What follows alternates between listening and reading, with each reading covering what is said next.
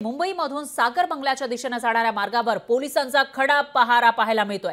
सागर बंगल्यावर आज धडक देणार होते मराठा आंदोलक, मात्र या ठिकाणी पोलिसांचा खडा पहारा आहे। तर सागर बंगला उपमुख्यमंत्री देवेंद्र फडणवीस यांचं शासकीय निवासस्थान आणि या ठिकाणी जाऊन आपण फडणवीसांना जाब विचारणार, त्यांची भूमिका मराठा आरक्षणाविषयी विचारणार असल्याचं या ठिकाणी आंदोलकांनी सांगितलेलं होतं। पण सागर बंगल्याच्या दिशेने जर आपण बघितलं तर इथं जाणाऱ्या मार्गावर पोलिसांचा खडा पहारा आहे। मोठ्या प्रमाणामध्ये पोलिसांचा बंदोबस्त पाहायला मिळतोय। मराठा क्रांती ठोक मोर्चाकडून सागर बाहेर ठिय्या आंदोलनाचा इशारा देण्यात आलाय, तर दुसरीकडे पोलीस मोठ्या प्रमाणामध्ये इथं तैनात असल्याचं दिसतंय। नेपियर सी रोडवर पोलिसांकडून वाहनांची तपासणी ही केली जाते। उपमुख्यमंत्री फडणवीस यांनी भूमिका स्पष्ट करावी अशी मागणी मराठा आंदोलकांची आहे आणि त्या पार्श्वभूमीवर या ठिकाणी आंदोलनाची हाक देण्यात आली आहे।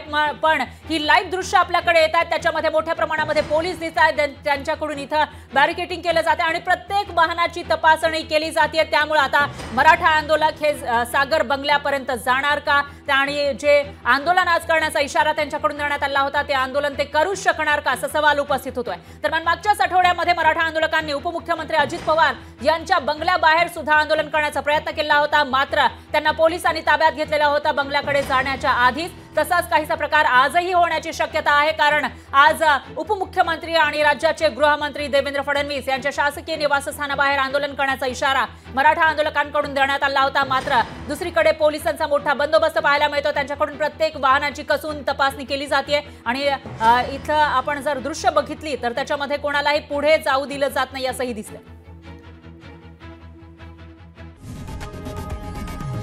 लोकशाही मराठी ऐका, पहा, जागरूक रहा।